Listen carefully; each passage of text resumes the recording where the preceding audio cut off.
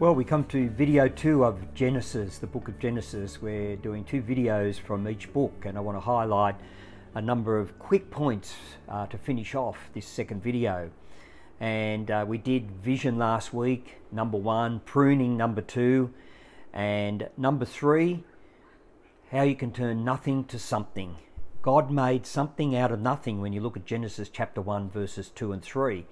And sometimes we're going nowhere in our business, our church, our life, and God can make it something if we get attuned to Him. If we're spending time with Him, as Abraham did, even as Adam and Eve did, that God will speak, and it's a matter whether we're listening. I've had business people say to me, I never hear from God. I said, are you spending time with Him? They say, no, we don't have time. And I said, I don't know how you cannot find time, even a few minutes to listen, speak, read a verse, think about it, just do some, or get some when you're driving or you're on an aeroplane. There are many ways you can get input to challenge you. So God can turn nothing into something. Number 4, keep sowing. You know, there's tough seasons and people stop, they cut. And I had a young guy say to me during one of the recessions some time ago, you know, I'm going to get rid of staff and stop marketing. I said, how's your business? He said, I'm 31% up. I said, don't stop anything. You're listening to the wrong people. You need to think about your business and your marketing differently. But if you're growing, you want to keep fueling that, which fortunately he started to do and kept growing. And so we've got to keep sowing. So in the tough seasons, learn to sow. In Genesis chapter 8, verse 22, it says there'll be planting and harvest. But there's no instant success. You've got to actually plant, you've got to water, and eventually there will be success. But you've got to be doing the right things and putting, as I said in the first video, those plans together. Not everything works, doesn't mean you're a failure. You know, we're always testing and measure. I'm a great fan these days of testing and measure. Even with digital media these days, you've got to test and measure what's going to work for you, what wording, who you're targeting. Number 5, you need to be united. In your business, if you're not united, if the staff aren't working with you, if they're fighting against you, if partners are not working together in a family or in a church, everyone's, you know, at each other's neck, you're never going to go anywhere. You know, anything is possible, and God showed that. And when you looked at Genesis chapter 11, verse 6, it talks about the Tower of Babel. And because all the people had one mind, they were able to build this huge tower. The problem was they left God out. And so God had to get that all dismantled because they were moving forward without Him. And they were taking the glory, and they were going to end up worshipping this thing. And in Ecclesiastes, which we'll get to in many months' time, it says a 3-strand cord cannot be broken. And when you get you and your partner, you and your wife, the pastor and the other pastors in a church, and you've got God, that's a 3-strand cord. Very hard to break. Single strand cord, out on your own, easy to break. Number 6, you know, we are called to business. A lot of people just think it's make money, tread over people, just move on. It's all about sales or whatever. But if we're called to business, that's our ministry. We're not here to get by and pay bills. We're here to succeed and be successful. And, you know, Abraham got called out from his secure. He was secure where he was. God called him out, and he didn't know where he was going to go. But he became a great leader because he listened to God and he took the input. He made mistakes. He had to deal with obstacles, and he had to deal with issues, and he had to deal with some quickly. But he was listening, and God gave him solutions and strategies.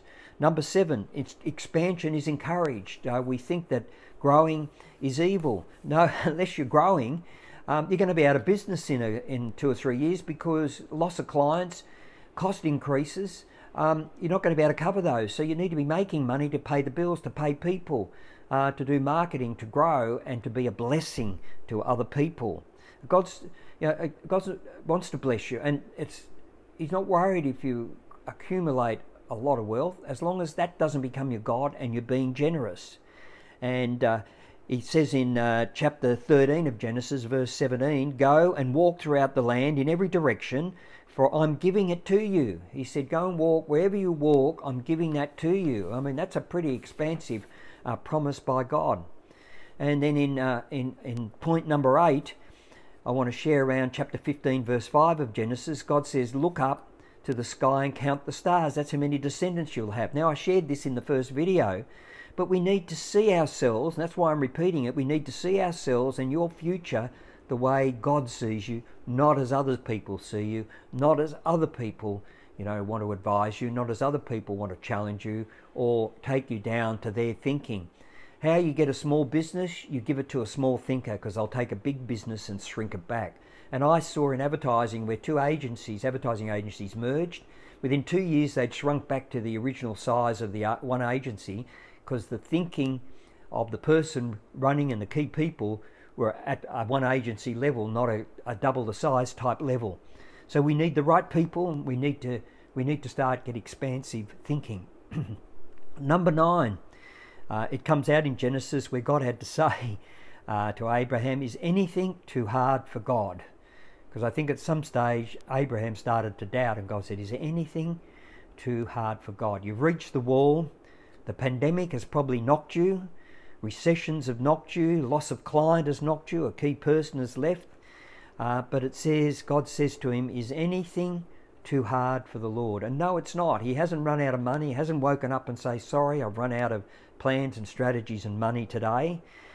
God's not limited. He's not run by this economy. Keep remembering that in your business and your career and your life.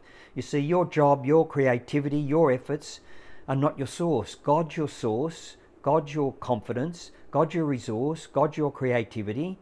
And these are unlimited. We're tapping into an unlimited bank of ideas and resources. One idea, one direction from God can forever change your course. Don't limit him in your thinking.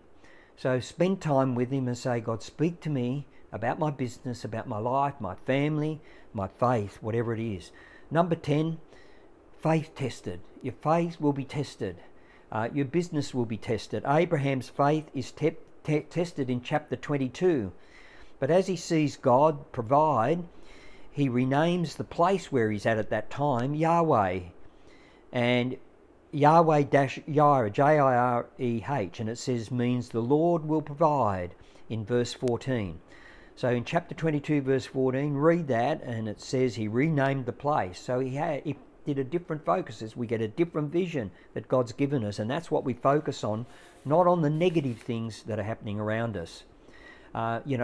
We waste our energy and our time. We verbalize negative things, and that's why I love Joel Osteen daily devotionals. And he said in one of them, don't talk to God about how big your mountains are. Talk to God. Don't talk to God about how big your mountains are, but talk to your mountains how big your God is. Do you believe it? And then finally, in number 11, I want to talk about customer service. And in Genesis 24, when Abraham was just about to die, God sent his senior servant to look for a wife for Isaac, his son. And on the journey, or as he got near the well, the senior servant said, the first woman that comes out and I ask for a drink, and she says, I'll get it for you and for your camels also, I'll know she's the one. He gets to the well, Rebecca comes out and he says, will you get me a drink? Which was a custom in those days. And she said, I'll get it for you and for your camels also. Now, you may not understand, there were 10 camels. They each drink 170 to 180 litres of water each. She just created a half day's job. See, Rebecca did what was required and then some. She didn't know she was going to be rewarded with jewellery, fine clothing, and become a leader in a nation. Her heart was to do what's required and then some. So in our business, serving our staff, serving our customers, in church, ministering and serving people as they come, even in our family, do we do what's required? And we all have problems doing that. Do we do what's required and then some? Do we have a heart to do what's required and then some? If we get that in our business, man, our businesses will go to new levels just through customer service and the example we set for those that work with us. So I hope you enjoyed these 2 videos from Genesis, and the next one we'll move on to Exodus. Thank you.